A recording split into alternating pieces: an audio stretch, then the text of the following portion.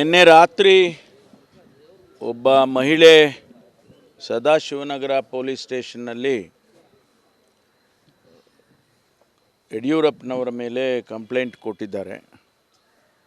ಅದನ್ನು ಪರಿಶೀಲನೆ ಮಾಡಿ ರಿಜಿಸ್ಟರ್ ಮಾಡಿಕೊಂಡಿದ್ದಾರೆ. ಕೇಸ್ ರಿಜಿಸ್ಟರ್ ಆಗಿದೆ. ಅದರ ಬಗ್ಗೆ ಈಗ ತನಿಖೆಯನ್ನು ಪ್ರಾರಂಭ ಮಾಡ್ತಾರೆ. ಅವರು ಕೊಟ್ಟಿರ್ತಕ್ಕಂಥ ವಿಚಾರದಲ್ಲಿ ತನಿಖೆ ಮಾಡುವವರೆಗೂ ಕೂಡ ನಾವು ಯಾವುದನ್ನು ಕೂಡ ಹೇಳೋದಕ್ಕೆ ಬರೋದಿಲ್ಲ. ಕೆಲವರು ಹೇಳ್ತಾರೆ ಅವರು ಮಾನಸಿಕ ಅಸ್ವಸ್ಥತೆ ಇದೆ ಆ ಮಹಿಳೆಗೆ ಅಂತ ಹೇಳ್ತಾರೆ. ಅವರು ಕಂಪ್ಲೇಂಟನ್ನು ಟೈಪ್ ಮಾಡಿ ಟೈಪ್ಡ್ ಕಾಪಿ ಕೊಟ್ಟಿರೋದು, ಅವರು ಕೈಯಿಂದ ಬರೆದಿರೋದಲ್ಲ, ಟೈಪ್ ಕಾಪಿ ಕೊಟ್ಟಿದ್ದಾರೆ ಅಂತ ಹೇಳಿ ನನಗೆ ನಮ್ಮ ಇಲಾಖೆಯವರು ಹೇಳಿದ್ದಾರೆ.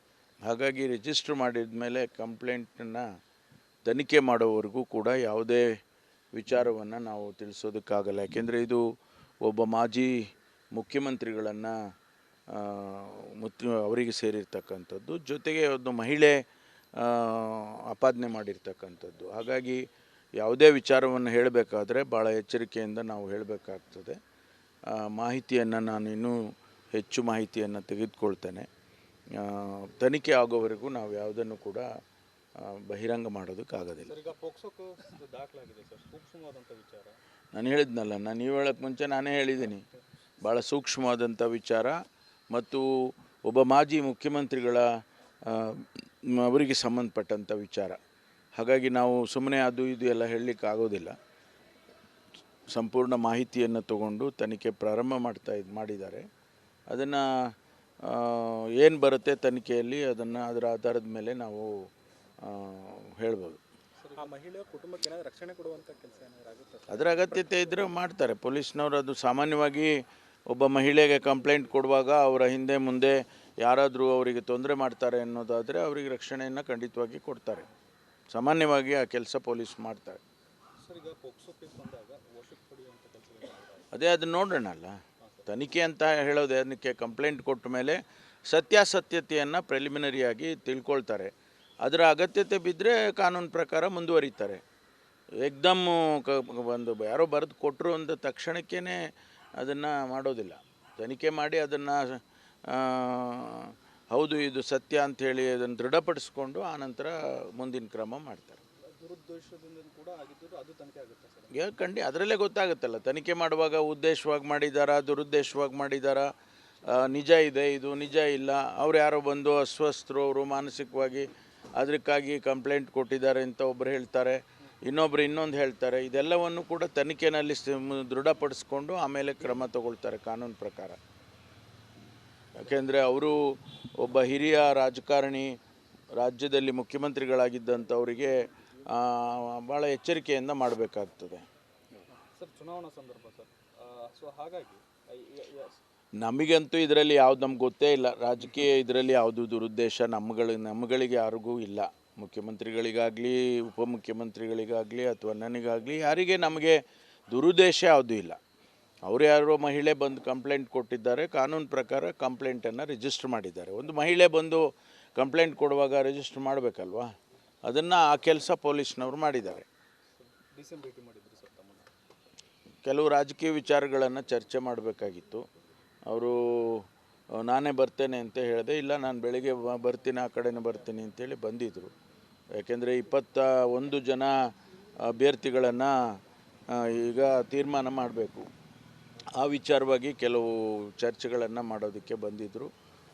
ಮಾಡಿದ್ದೇವೆ. ಅವರು ನನ್ನ ಅನಿಸಿಕೆಯೂ ಕೂಡ ಅವರು ತಗೊಂಡಿದ್ದಾರೆ. ಮುಂದಿನ ತೀರ್ಮಾನಗಳಲ್ಲಿ ಹಾಗೆ ಮಾಡಬೇಕು. ಯಾಕೆಂದರೆ ನಾವು ಹೆಚ್ಚು ಸೀಟ್ಗಳನ್ನು ಗೆದಿಬೇಕು ಅಂಥೇಳಿ ನಾವು ಸಂಕಲ್ಪ ಮಾಡಿದ್ದೇವೆ. ಈ ಬಾರಿ ಸರ್ಕಾರ ಇದೆ, ಜೊತೆಗೆ ನಮಗೆ ವಾತಾವರಣ ಕಾಂಗ್ರೆಸ್ಸಿನ ಪರವಾಗಿರ್ತಕ್ಕಂಥ ವಾತಾವರಣ ಕರ್ನಾಟಕದಲ್ಲಿದೆ. ಗ್ಯಾರಂಟಿಗಳು ಕೊಟ್ಟಿದ್ದೇವೆ. ಜನಸಮುದಾಯಕ್ಕೆ ಸರ್ಕಾರದ ಬಗ್ಗೆ ಒಲವಿದೆ. ಕಾಂಗ್ರೆಸ್ ಪಕ್ಷ ಇದನ್ನೆಲ್ಲ ಮಾಡ್ತಾ ಇದೆ. ಬಡತನ ನಿರ್ಮೂಲನೆ ಮಾಡುವಂಥ ಕಾರ್ಯಕ್ರಮಗಳು ಕೊಟ್ಟಿದ್ದಾರೆ ಅನ್ನೋದು ಅರಿವಿದೆ. ಹಾಗಾಗಿ ನಮಗೆ ಈಗ ಇರ್ತಕ್ಕಂಥ ವಾತಾವರಣವನ್ನು ನಾವು ಬಳಸ್ಕೊಳ್ಳೇಬೇಕಾಗುತ್ತೆ. ಇಲ್ಲ, ಅವ್ರಿಗೂ ಮಾಹಿತಿ ತೊಗೊಂಡಿದ್ದಾರೆ, ಅವರು ಕೂಡ ಅಷ್ಟೇ. ಮಾಹಿತಿಗಳನ್ನ ನಾವೆಲ್ಲ ಚರ್ಚೆ ಮಾಡಿದ್ವಿ, ಇದು ಏನಾಗಿದೆ ಅನ್ನೋದನ್ನು ಅಷ್ಟೇ ಬಿಟ್ಟರೆ ಬೇರೆ ಏನಿಲ್ಲ. ಸರ್, ಈಗ ಬಿಜೆಪಿ ಟಿಕೆಟ್ ಅನೌನ್ಸ್ ಮಾಡಿದ ಬಳಿಕ ಒಂದಷ್ಟು ಕ್ಷೇತ್ರಗಳಲ್ಲಿ ಅಸಮಾಧಾನ ಹೊಗೆಯಾಡ್ತಾ ಇದೆ. ಅಲ್ಲಿ ಏನಾದರೂ ಅಭ್ಯರ್ಥಿಗಳ ಬದಲಾವಣೆ ಅಥವಾ ರಣತಂತ್ರ ಬದಲಾವಣೆ ಮಾಡ್ಕೊಳ್ತಾರೆ? ಇಲ್ಲ, ಅವ್ರ ಪಕ್ಷದ ತೀರ್ಮಾನ ಅದು. ಅವ್ರು ಯಾರಿಗೆ ಪಕ್ಷದಲ್ಲಿ ಟಿಕೆಟ್ ಕೊಟ್ಟಿದ್ದಾರೆ, ಅವರ ಪಕ್ಷದಲ್ಲಿ ವಿರೋಧ ವ್ಯಕ್ತ ಆಗಿದೆ. ಅನೌನ್ಸ್ ಮಾಡೋದಕ್ಕೆ ಮುಂಚೆನೇ ಕೆಲವು ಕ್ಷೇತ್ರಗಳಲ್ಲಿ ಗೋ ಬ್ಯಾಕ್ ಅಂತ ಹೇಳೋವಂಥದ್ದನ್ನು ನೋಡಿದ್ವಿ ನಾವು. ಅದೆಲ್ಲ ನಡೆದಿದೆ. ಅದ್ರ ಬಗ್ಗೆ ನಾವೇನು ಕಮೆಂಟ್ ಮಾಡೋಕ್ಕೆ ಹೋಗೋದಿಲ್ಲ. ಅದನ್ನು ನಮ್ಮ ಪಕ್ಷದಲ್ಲಿ ನಾವು ಒಳ್ಳೆಯ ಅಭ್ಯರ್ಥಿಗಳನ್ನು, ಗೆದಿಯುವಂಥ ಅಭ್ಯರ್ಥಿಗಳನ್ನು ಹಾಕೋದಕ್ಕೆ ಎಲ್ಲ ಪ್ರಯತ್ನಗಳನ್ನು ಮಾಡ್ತೇವೆ.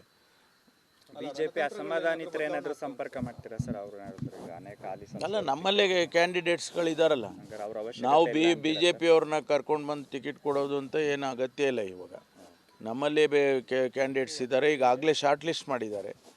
ನಮ್ಮಲ್ಲಿ ಒಂದು ಸಭೆ, 2 ಸಭೆಗಳು ನಡೆದಿದೆ ಸ್ಥಳೀಯವಾಗಿ. ಈಗ ಸೆಂಟ್ರಲ್ ಎಲೆಕ್ಷನ್ ಕಮಿಟಿಗೆ ಹೋಗಬೇಕು. ಸೆಂಟ್ರಲ್ ಎಲೆಕ್ಷನ್ ಕಮಿಟಿಗೆ ಶಾರ್ಟ್ ಲಿಸ್ಟ್ ಮಾಡಿ ಈಗಾಗಲೇ ಹೆಸರುಗಳನ್ನ ಕೊಟ್ಟಿದ್ದಾರೆ. ಅಲ್ಲಿ ತೀರ್ಮಾನ ಆಗುತ್ತೆ, 2-3 ದಿವಸದಲ್ಲೇ ಆಗುತ್ತೆ.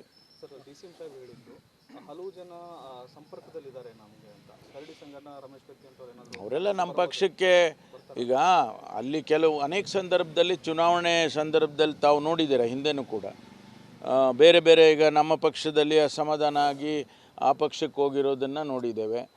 ಆ ಪಕ್ಷಗಳಲ್ಲಿ ಅಸಮಾಧಾನ ಆಗಿ ನಮ್ಮ ಪಕ್ಷಕ್ಕೆ ಸಹಕಾರ ಮಾಡಿರೋದನ್ನು ನೋಡಿದ್ದೇವೆ. ಇದು ನಡೀತಾನೆ ಇರುತ್ತೆ ಚುನಾವಣೆಯಲ್ಲಿ. ಸರ್, ಇನ್ನೊಂದು ಸರ್, ಪ್ರಮುಖವಾಗಿ ಇದು ಪ್ಯಾಲೇಸ್ ಜಾಗವನ್ನು ಸರ್ಕಾರ ರಸ್ತೆ ಮಾಡೋಕ್ಕೆ ತೆಗೆದುಕೊಂಡಿತ್ತು. ಸರ್, CS-ಗೆ ಸುಪ್ರೀಂ ಕೋರ್ಟ್ ಆಫರ್ ಆಗಕ್ಕೆ ಹೇಳಿದೆ. ಸೊ ಅದು ತನಿಖೆ ವಿಚಾರವಾಗಿ ಯಾವ ರೀತಿಯಾಗಿ ಸರ್ಕಾರ ಹಿಂದೆ ನಾನು ಬೆಂಗಳೂರಿನ ಉಸ್ತುವಾರಿಯನ್ನು ನಾನು ವಹಿಸ್ಕೊಂಡಿದ್ದಂಥ ಸಂದರ್ಭದಲ್ಲಿ ಸುಮಾರು 15 ಎಕರೆ ಜಮೀನನ್ನು ನಾವು ವಶ ಮಾಡಿಕೊಂಡು ಪ್ಯಾಲೇಸ್ ಸುತ್ತ ರೋಡ್ ವೈಡನಿಂಗ್ ಮಾಡೋದಕ್ಕೆ ಪ್ರಸ್ತಾವನೆ ಇತ್ತು. ಅದನ್ನು ನಂತರ ಅದು ಕೋರ್ಟಿಗೆ ಹೋಯಿತು. ಕೋರ್ಟ್ನಲ್ಲಿ ನಡ್ಕೊಂಡು ಬರ್ತಾಯಿತ್ತು ಇಷ್ಟು ದಿವಸ. ಚೀಫ್ ಸೆಕ್ರೆಟರಿ ಅವರಿಗೆ ಮತ್ತು ಅರ್ಬನ್ ಡೆವಲಪ್ಮೆಂಟ್ ಸೆಕ್ರೆಟರಿ ಅವರಿಗೆ ಸುಪ್ರೀಂ ಕೋರ್ಟ್ನವರೇ ಅಪಿಯರ್ ಆಗೋಕ್ಕೆ ಹೇಳಿದ್ದಾರೆ. ಈ ಮಧ್ಯದಲ್ಲಿ ಕ್ಯಾಬಿನೆಟ್ಟಲ್ಲಿ ಡಿಸಿಷನ್ ಕೂಡ ತೊಗೊಂಡಿದ್ದೇವೆ. ಇದನ್ನು ರಸ್ತೆ ಅಗಲೀಕರಣ ಮಾಡೋದು ಸೂಕ್ತ. ಈ ಏನು ಬೆಳೀತಾ ಇರ್ತಕ್ಕ ಬೆಂಗಳೂರಲ್ಲಿ ಈ ಟ್ರಾಫಿಕ್ ಜಾಮ್ ಆಗ್ತಕ್ಕಂಥದ್ದು ಸಾರಿಗೆ ಸರಿಯಾಗಿ ಆಗೋದಿಲ್ಲ ಅಂಥೇಳಿ ನಾವು ನಿನ್ನೆ ಕ್ಯಾಬಿನೆಟ್ಟಲ್ಲಿ ಕೂಡ ತೀರ್ಮಾನವನ್ನು ತೊಗೊಂಡಿದ್ದೇವೆ. ಅದನ್ನು ಕೋರ್ಟಿಗೆ ರಿಪೋರ್ಟ್ ಮಾಡ್ತಾರೆ ನಮ್ಮ ಚೀಫ್ ಸೆಕ್ರೆಟರಿ ಅವರು. ಅದಾದಮೇಲೆ ಏನು ತೀರ್ಪು ಬರುತ್ತೋ ಅದರ ಮೇಲೆ ಮುಂದುವರಿತೀವಿ. ಸರ್, ಅವ್ರು ಪರಿಹಾರನೂ ಕೊಟ್ಟಿರಲಿಲ್ಲ ಮತ್ತು ಜಾಗನೂ ಬಿಟ್ಕೊಟ್ಟಿರಲಿಲ್ಲ. ಎಷ್ಟು ದಿನ ಆದರೂ ಇಲ್ಲ, ಅದೇನು ಟಿ ಡಿ ಆರನ್ನು ಲಿಂಕ್ ಮಾಡಿದ್ದದು. ಟಿ ಡಿ ಆರ್ ಕೊಂಡ್ಕೊಳ್ಳೋದಕ್ಕೆ ಅವತ್ತಿನ ಸಂದರ್ಭದಲ್ಲಿ ಟಿ ಡಿ ಆರ್ ಕೊಂಡ್ಕೊಳ್ಳೋಕ್ಕೆ ಮುಂದೆ ಬಂದಿದ್ದರು. ಆದರೆ ಅದನ್ನು ನಾವು ಮಾಡೋದಕ್ಕೆ ಸಾಧ್ಯ ಆಗಲಿಲ್ಲ. ಕೋರ್ಟು ಹೋದ್ರವರು. ಅದಕ್ಕಾಗಿ ಅದು ನಿಂತೋಯ್ತು. ಇಲ್ಲಾಂದರೆ ಟಿ ಡಿ ಆರು ಸಾವಿರಾರು ಕೋಟಿ ರೂಪಾಯಿ ಟಿ ಡಿ ಆರು ಅವರು ಕೊಂಡ್ಕೊಳ್ಳೋದಕ್ಕೆ ಬೇರೆಯವರು ತಯಾರಿದ್ದರು. ಈಗಿನ ಪರಿಸ್ಥಿತಿಯಲ್ಲಿ ಟಿ ಡಿ ಆರ್ ಹೇಗಾಗುತ್ತೆ ಅಂತ ಗೊತ್ತಿಲ್ಲ ನಮಗೆ. ಒಟ್ಟಿನಲ್ಲಿ ಸರ್ಕಾರ ರಸ್ತೆ ಅಗಲೀಕರಣ ಮಾಡೋದು ಹೌದು, ತೀರ್ಮಾನ ಮಾಡಿದ್ದೇವೆ. ಅದನ್ನೇ ಈಗ ಕೋರ್ಟಿಗೆ ರಿಪೋರ್ಟ್ ಮಾಡ್ತಾರೆ ನಮ್ಮ ಚೀಫ್ ಸೆಕ್ರೆಟರಿ ಅವರು, ಅರ್ಬನ್ ಡೆವಲಪ್ಮೆಂಟ್ ಸೆಕ್ರೆಟರಿ ಅವರು. ಅದನ್ನು ಪರಿಗಣಿಸಿ ಏನು ತೀರ್ಮಾನ ಕೊಡ್ತಾರೆ. ಯಾಕೆಂದ್ರೆ ಅದು ಕಾನ್ಸ್ಟಿಟ್ಯೂಷನಲ್ ಬೆಂಚು, 9 ಜಡ್ಜಸ್ ಇರುವಂಥ ಬೆಂಚು. ಅದರಲ್ಲಿ ಆಸ್ತಿ ಯಾರ್ದು ಅನ್ನೋದು ಕೂಡ ತೀರ್ಮಾನ ಆಗಬೇಕಲ್ಲ. ಈಗ ಅದು ಕೂಡ ಪ್ರಶ್ನೆ ಇದೆ. ಮೂಲ ಆಸ್ತಿ ಯಾರ್ದು, ಪ್ಯಾಲೇಸಿಗೆ ಸೇರಿದ್ದ, ಗೌರ್ಮೆಂಟಿಗೆ ಸೇರಿದ್ದ? ಹಿಂದೆ ಗೌರ್ಮೆಂಟ್ನಲ್ಲಿ ಈ ಪ್ಯಾಲೇಸ್ದೆಲ್ಲ ಇದು ಸರ್ಕಾರಿ ಆಸ್ತಿ ಅಂತೇಳಿ ನೋಟಿಫಿಕೇಷನ್ ಮಾಡಿದ್ದಾರೆ. ಅದಕ್ಕೆ ಒಂದು ಕಾನೂನನ್ನು ತಗೊಂಡು ಬಂದು ಅದನ್ನು ನೋಟಿಫೈ ಮಾಡಿದ್ದಾರೆ. ಕಾನೂನು ಜಾರಿಯಲ್ಲಿದೆ ಸರ್. ಅಲ್ಲ, ಅದಕ್ಕೆ ಈಗ ಸ್ಟೇ ಕೊಟ್ಟಿದ್ದಾರಲ್ಲ, ಅದನ್ನು ತೀರ್ಮಾನ ಆಗೋವರೆಗೂ ಕೂಡ ನಾವು ಏನು ಹೇಳೋಕ್ಕಾಗೋದಿಲ್ಲ. ಸರಿ ಸರ್, ಥ್ಯಾಂಕ್ ಯು.